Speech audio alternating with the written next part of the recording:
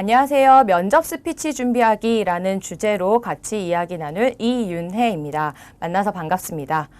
이번 시간에는 여러분들하고 면접 스피치 준비하기 중 면접 스피치에 대한 이해와 준비라는 주제를 가지고서 함께 이야기를 나눠보도록 하겠습니다.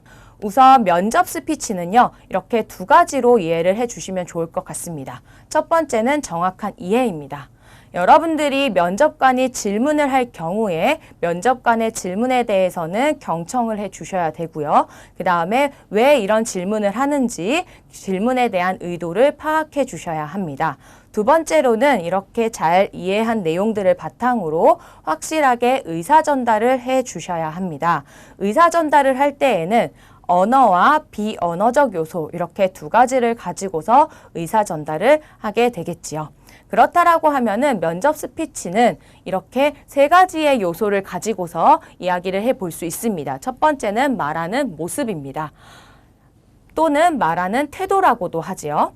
말하는 태도에 있어서는 여러분들이 자신감을 가지고 이야기를 해 주셔야 하고요. 그 다음에 상대방의 이야기를 경청하는 모습도 보여주시면 좋습니다. 또한 간단한 제스처나 이런 것들을 통해서 여러분들이 말하는 모습과 태도를 보여주실 수 있고요. 두 번째는 말, 즉 소리, 음성이라고도 하죠. 목소리나 톤 또는 말투 이런 것들을 가지고서 여러분들이 면접 스피치를 조금 더 호감 가게 이야기를 해 주실 수 있습니다. 또한 말끝이라고 써놨는데 이것은 여러분들이 면접에서 이야기를 하시다 보면은 말끝이 흐려지는 경우가 있는데 이렇게 말끝이 흐려지는 경우에는 전달력이 약할 수 있기 때문에 여러분들이 주의하셔야 될 사항이라고 보시면 좋을 것 같습니다. 세 번째는 말의 내용. 일관성, 말에 대한 자신감, 공감할 만한 소재, 그 다음에 에피소드 이런 것들을 기반으로 말의 내용을 구성을 해 주셔야 됩니다. 이 세 가지의 모습들이 일치가 되었을 때 면접관은 상대방의 얘기에 공감을 하게 되고요. 또는 여러분들의 대답에 수긍을 하는 모습을 보일 수 있을 것입니다. 그렇다라고 하면은 실제로 여러분들이 면접에 있어서 어떻게 스피치를 해야 되는지 어떤 식으로 구성하면 좋을지 한번 알아보도록 하겠습니다. 여러분들 아마 A, B, A 다시 이거 많이 보셨을 거예요. 흔히 논리적으로 말하기 또는 논리적으로 글쓰기법이라고도 하는데요. 첫 번째로 A는 결론부터 먼저 이야기를 해 주시는 것이 좋습니다. 즉 여기에서 말하는 결론이라 함은 면접관이 하는 질문에 있어서 말하고자 하는 바를 여러분들이 먼저 정확하게 이야기를 해 주셔야 하고요. 여러분들이 결론을 이야기한 것에 있어서 그 다음으로는 반드시 근거를 주시는 것이 좋습니다. 근거에는요, 여러분들의 경험이나 사례가 될 수도 있고요. 또는 여러분들의 생각이나 의견이 될 수도 있고요. 마지막으로 질문에 따라서는 여러분들이 알고 계시는 지식들을 기반으로 이야기를 할 수 있을 것입니다.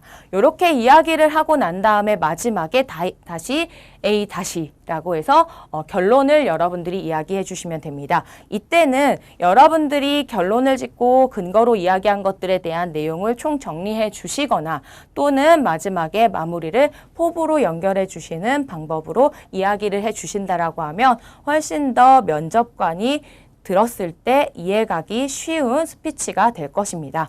한번 사례로 여러분들하고 같이 보도록 하겠습니다. 면접에서 이런 질문이 나왔습니다. 취미가 무엇입니까? 논리적인 방법을 통해서 답변을 어떤 식으로 하는지 한번 보도록 할게요. 네, 제 취미는 독서입니다. 책 읽는 거를 좋아해 1년에 약 50여 권의 정도의 책을 읽습니다. 독서는 특별한 것이 없는 아주 소박한 취미입니다. 그러나 저는 저만의 좀 특별한 독서 방법이 있습니다. 읽은 책의 주요 내용과 인상 깊은 글귀들을 정리해서 문사로 보관을 하고 있고요. 일종의 독서록으로 제가 힘들거나 새로운 에너지가 필요할 때 자주 꺼내보면서 활용을 하고 있습니다. 저는 이렇게 사소한 것을 모으고 수집해 정리함으로써 유용한 정보로 활용을 할 때도 있습니다. 마지막에 그리고 난 다음에 작은 것도 흘려버리지 않는 세심함이 제가 지원한 분야인 회계 업무보다 더 높은 성과를 내는 데 도움을 줄 수 있을 것입니다. 라고 이야기를 했습니다. 앞서 답변한 친구들에 비해 경험이 들어가 있고요. 그 다음에 본인이 어떻게 독서를 하고 있는지에 대한 근거를 이야기해 줬습니다. 아마 여러분들이 앞에 본 것보다는 이 대답을 보면서 아, 이렇게 얘기하니까 조금 더 이해가 되는구나 라고 생각을 하실 것입니다. 면접 스피치를 전달함에 있어서는요, 이렇게 발음, 발성, 톤, 억양, 감정이입 이런 것들을 기반으로 여러분들이 면접에서 스피치를 하게 될 것입니다. 혹여나 여러분들이 스크립트를 써가면서 작성하셨던 분들 같은 경우에 면접에 답변을 할 때 굉장히 딱딱하게 이야기하시는 분들이 계신데요. 면접은 본인이 외운 것을 이야기하는 자리가 아니라 면접관하고 대화하는 자리라는 것을 잊지 않으셨으면 좋겠습니다.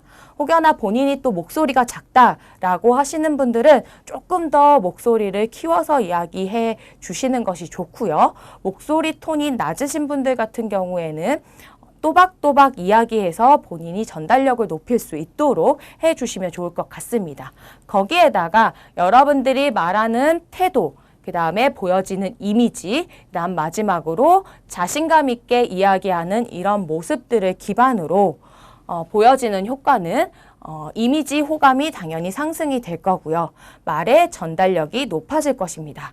이렇게 말의 전달력이 높아지게 되면은 면접관은 면접자가 이야기하는 거에 있어서 신뢰가 쌓일 거고요. 신뢰가 쌓인다라는 얘기는 우리는 면접관을 잘 설득하고 있다라고 여러분들이 보시면 좋을 것 같습니다. 그러면 면접에서 여러분들이 스피치와 함께 어떤 식으로 조금 더 전달하면 효과적일지 한번 보도록 하겠습니다. 첫 번째는 밝은 표정으로 이야기를 해주시는 것이 좋습니다. 표정이 밝으신 분들은요. 긍정적인 이미지로 보여진다라고 면접관들이 많이 이야기를 해주십니다. 즉, 밝은 표정은 상대방에게 호감을 준다라고 이야기를 합니다. 여기 아래에 보시면 1번과 2번의 표정이 있습니다. 여러분들이 보시기에 1번과 2번의 표정 중 어떤 표정이 좀 더 괜찮은가요? 대부분의 친구들이 눈을 봤었을 때는 2번이라고 얘기하지만 입꼬리를 보는 순간 1번이라고 이야기를 합니다. 즉, 입꼬리만 살짝 올려도 여러분들이 충분히 밝은 표정으로 보여질 수 있다는 거 잊지 않으시면 좋을 것 같습니다. 두 번째는 아이 컨택입니다. 여러분들이 면접을 보시면서 생각을 많이 하는 경우에는요, 눈동자가 위로 향하는 경우가 있고요. 또 자신감이 부족한 경우에는 눈동자가 아래로 향하는 경우가 있습니다.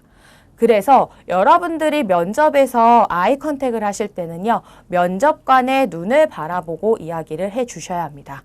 혹시나 나는 면접관의 눈을 바라보는 게 조금 부담스럽다라고 하시는 분들 같은 경우에는 미간이라고 하죠. 여기 미간을 쳐다보면서 아이 컨택을 하게 되면은 훨씬 더 아이 컨택이 부드러워지고요. 혹여나 면접관하고 나하고 발표하는 거리가 굉장히 많이 떨어져 있다라고 하는 경우에는 여기 인중을 쳐다보시는 것도 괜찮습니다.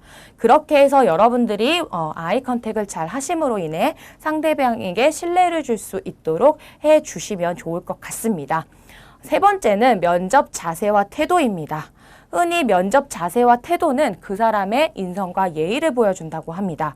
면접 스피치를 하다 보면은 나도 모르게 다리를 떨게 되는 경우나 이 두 손을 꼼지락꼼지락 거리는 경우가 있습니다. 그런 경우에 면접관도 모르게 그 떠는 다리나 또는 손으로 시선이 가는 경우가 있습니다. 그때 여러분들은 열심히 스피치를 하고 있는데 면접관은 여러분들이 떠는 다리나 손으로 시선이 가게 돼버리면은 여러분들이 이야기하고 있는 것들을 놓칠 수가 있기 때문에 여러분들이 바른 자세로 이야기를 할 수 있도록 해주시면 좋을 것 같습니다. 네 번째는 면접 시 주의해야 할 표현입니다. 여러분들이 이야기를 하실 때 중간에 이런 표현들을요, 많이 쓰게 되는데요. 이렇게, 하는 이런 모습이 생각이 많아 보일 수 있기 때문에 여러분들이 이렇게, 요런 것들은 조금 피해 주시는 것이 좋고요. 두 번째로는 그냥 딱히 글쎄요, 면접관이 질문을 하는 데 있어서 글쎄요, 잘 모르겠는데요. 딱히 생각해 본 적이 없어요. 그냥 하고 싶어서 했어요 라고 이야기를 하게 되면 면접에 있어서 좀 성의 없어 보인다 라고 생각할 수도 있겠죠. 그래서 여러분들이 그냥 딱히 글쎄요 이런 표현들은요 좀 피해 주시면 좋을 것 같습니다. 다음 세 번째는 무조건 열심히 하겠습니다. 무조건 최선을 다하겠습니다. 라고 이야기하시기보다는 무엇을 최선을 다할 건지, 어떤 것을 열심히 하고 열정적으로 보여줄 것인지 라고 생각을 해서 이야기를 해주시면 좋을 것 같고요. 네 번째는 맡겨만 주신다면 열심히 하겠습니다. 라고 하는 이런 두루뭉실한 표현들은요. 여러분들이 면접장에서 피해 주셔야 할 단어라고 보시면 좋을 것 같습니다. 마지막으로 그럴 것 같습니다. 라고 이야기하는 뭐뭐한 것 같습니다. 이런 표현들은요.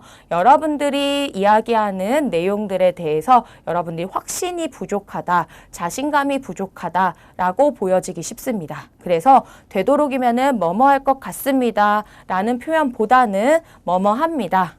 이렇게 생각합니다.